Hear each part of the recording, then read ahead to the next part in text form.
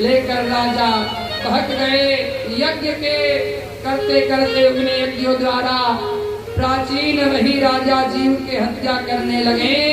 यज्ञों के प्राचीन वही राजा ने जितने घोड़े और घोड़ों की बलि दे दिए, कितने बकरे की बड़ी बलि दे दिए। और इतने उस समय सज्जनों यज्ञ के बहाने जीव का हत्या करना पाप है। अनुष्ठान के बहाने जीव का हत्या करते हैं लोग, वह पाप के भागी होते हैं और कहते हैं उसका परिणाम होता है कि नरक की यातना भोगनी पड़ती है। जो व्यक्ति नरक भोगना पड़ता है। एक बार महर्षि वेदव्यास जी के पास लोगों की भीड़ लग गई और वेदव्यास जी ने कहा कि बहुत ही ग्रंथ मैंने लिखा, शास्त्रों की रचना की, और महात्मा जन हमें ये बताइए कि धर्म का परिभाषा क्या है और क्या परिक्रमा देना धर्म है। व्यास जी बोले नहीं। क्या दिन में 5 बार स्नान करना धर्म है? क्या पेड़ पर उल्टा लटक कर परमात्मा का आराधना करना धर्म है? क्या 20 दिन में महीने में 35 उपवास करना धर्म है? बोले नहीं। तो करोड़ों संपत्ति दान कर देना धर्म है क्या? धर्म बोले क्या है?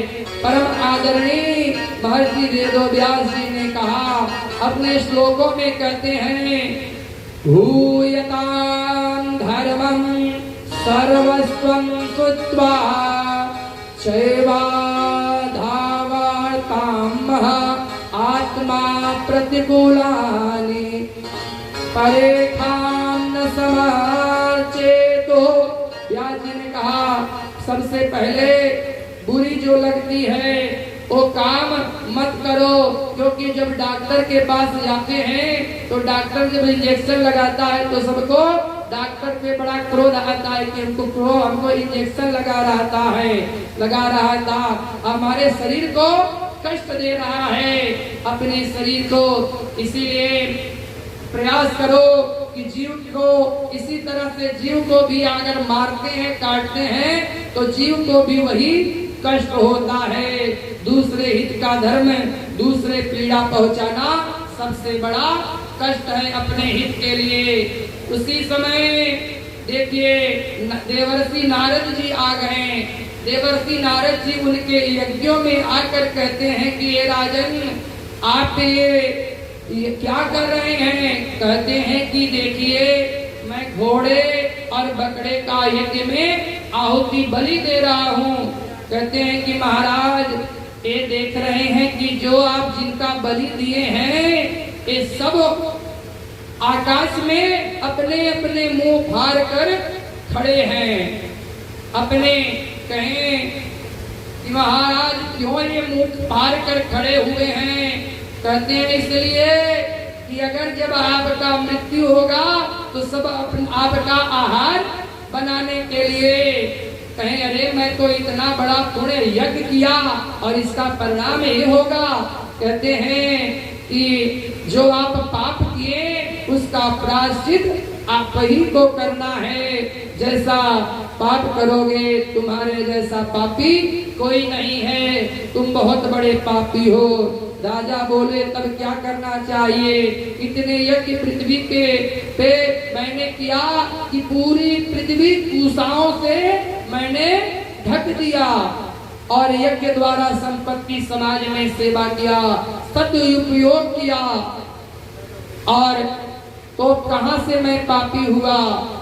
नारद जी बोले क्या तुम शांति मिली?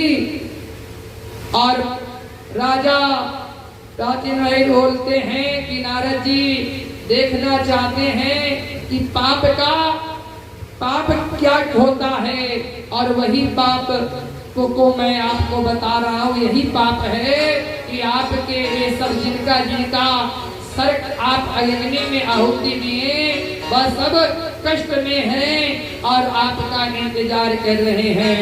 जीव का हत्या करना बहुत बड़ा पाप है, क्योंकि आज हम मनुष्य बने हैं तो जीव जंतु को बोलने की शक्ति नहीं है, चलने की शक्ति तो जरूर है, लेकिन मेरा दिमाग इतना तेज है मनुष्य का कि अपने चालाकी से उस जीव जंतु को बांध लेता है।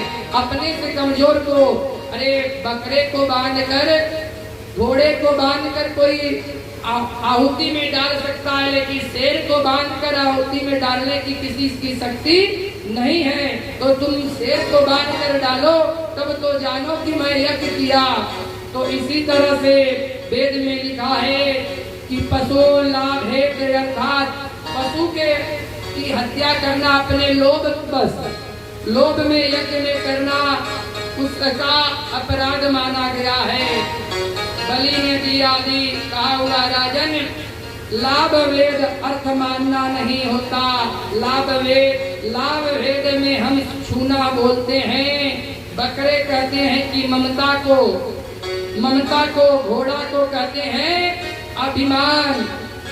जो यज्ञ हम करते हैं वह अभिमान रूपी घोड़े को स्पर्श करने के लिए, अभिमान रूपी घोड़े को हम स्पर्श करते हैं, अपने ममता रूपी बकरे को हम स्पर्श करते हैं, वही यज्ञ की आहुति दी जाती है। घोड़े बकरे को मारने की विधान नहीं है। नारद जी ने कहा हमारा वेद बड़ा परोक्षवादी है राजन। वेद मंत्रों के ऊपर पढ़ने से ऐसा लगेगा कि मानो वेद में किसी हिंसा की बात लिखी है, परंतु वेद में लिखा है परमो अहिंसा। कभी भी हिंसा मत करो, अहिंसावादी बन करो। हिंसा जीव जंतु का तो भूल कर भी मत करो, ऐसा आता है। इसीलिए परमात्मा कहते हैं कि कभी भी मत करो। जो स्वाहा आकार होता है, कहते हैं कि लाभ भेद होना चाहिए, लाभ भेद का अर्थ छूना और बंद। इससे कहते हैं परम धर्म वेद सर्वोत्तम भाव है। और हिंसा मत करो। एक जगह लिखा है परस्त कुमार कम मास आनियम। किसी गुरु ने अपने शिष्य से कहा कि एक शेर कुमार का मांस लेकर आओ, उसके को मैं औषधि बनाऊंगा। लेकिन कुमार के मांस का स्पर्श एक वृक्ष, उसका नाम है ही कुमार, जिसने हिंदी में बोलते हैं 11 पाठ कर आहुति में दूंगा, उसे संस्कृत में मांस कहा जाता है। लोग एक दवाई बनाते हैं, उसी के कुमारस्य कहते हैं। और वेद में परोक्षवादी सिर पे देखने से कुछ अच्छा लगता है। एक दाया कहा करते हैं कि एक के वेत्तम देवदानवम न ज्ञानम ते न मानवम इष्मं ते परस्तेनम भावकम मितः। और प्रयास करो कि अच्छा कार्य करो। अच्छा कार्य करोगे तो कभी भी तुम्हारे साथ कुछ भी नहीं बुरा हो सकता। बनावटी कार्य को कभी भी भूल कर मत करो। राजा को समझ में आया कि नारद जी महाराज मैं बहुत बड़ा गलत कार्य किया, सुंदर उपाय आप मुझे बताएं। श्रीमद् भागवत में इसका नाम पूर्व जन्म व्याख्यान संत नारद जी कहते हैं कि पूर्व जन्म नाम राजा के सखा कहते हैं ना ज्ञाने अविद्यात् न विद्यं परमं गति याने देवनं दानं तेन मनः नित्यं देव भजनम् ईश्वरं अंश जीवनम् अविनाशी चेतनम् अमलं सहजं सुख्यनारिते शोभाया सब भौम गोसाई बद्यो कीट मरकट की नाही।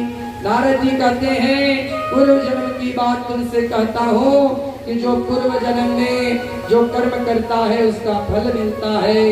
और राजा परीक्षित ने कहा लेकिन मैंने अपने कल सायंकाल के प्रसंग में उपदेश किया था कि प्रीवत और उतान पात्र नाम के वंश का वर्णन करके चुप हो गए।